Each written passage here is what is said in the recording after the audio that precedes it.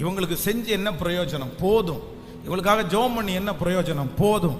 இவங்களுக்காக சம்பாரிச்சு என்ன பிரயோஜனம்? போதும். இவங்களுக்காக சாப்பாடு ஆக்கி கொட்டி என்ன பிரயோஜனம்? போதும். ஐயோ, இல்லவே இல்லை. அந்த வார்த்தை மட்டும் எவ்வளவு விரக்தி ஆனாலும் நம்முடைய வாயிலிருந்து வரவே கூடாது. ஆபத்து காலத்தில் நீ சோர்ந்து போவாயானால் உன் பலன் குறுகிற்று என்று வேதம் சொல்கிறது. அப்படித்தான் இருப்பார்கள், அப்படிதான் நடக்கும். நம்மளை புரிந்து கொள்ள மாட்டார்கள், நம்மை தட்டி கொடுக்க மாட்டார்கள், நம்முடைய உணர்வுகளை அவர்களாலே ஏற்றுக்கொள்ள முடியாது. ஆனால் நீங்களும் நானும் சாதாரணமானவர்கள் அல்ல. நீங்களும் நானும் அழைக்கப்பட்ட தேவனுடைய பிள்ளைகள், தெரிந்து கொள்ளப்பட்ட தேவனுடைய பிள்ளைகள்.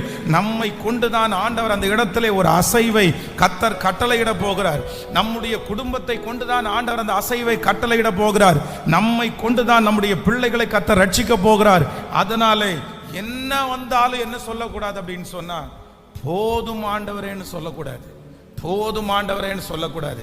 தாங்கி கொள்கிற பலன் தாருங்க ஆண்டவரேன்னு சொல்லலாம். சகிக்கிறதுக்கு பலன் தாங்க ஆண்டவரேன்னு சொல்லலாம். முன்னேறி செல்கிறதற்கு கிருபை தாருங்க ஆண்டவரேன்னு சொல்லலாம். ஆனா எது மட்டும் வந்துடக்கூடாது அப்படின்னா, போதும் என்கிற வார்த்தை வரக்கூடாது. எத்தனை பேர் முயற்சி எடுக்கிறீங்க? எத்தனை பேர் ஆமோதிக்கிறீர்கள்? இனி மரணம் வரைக்கும் ஆண்டவர் யாரோ ஒரு சிலரோட கர்த்தர் தெளிவாய் பேசுகிறார். போதும் என்கிற வார்த்தை உங்களுடைய வாயிலிருந்து வர வேண்டாம். உங்களை வைத்திருக்கிறதை கர்த்தர் அதற்காக தான் வைத்திருக்கிறார். அந்த குடும்பத்தில் ஆண்டவர் உங்களை கட்டி வைத்திருக்கிறதை அந்த காரணத்திற்காக தான் ஆண்டவர் வைத்திருக்கிறார். உங்களை கொண்டுதான் கர்த்தர் அந்த மகா பெரிய ரட்சிப்பை கர்த்தர் கிருபையாய் கர்த்தர் செய்ய போகிறார். ஆமென்.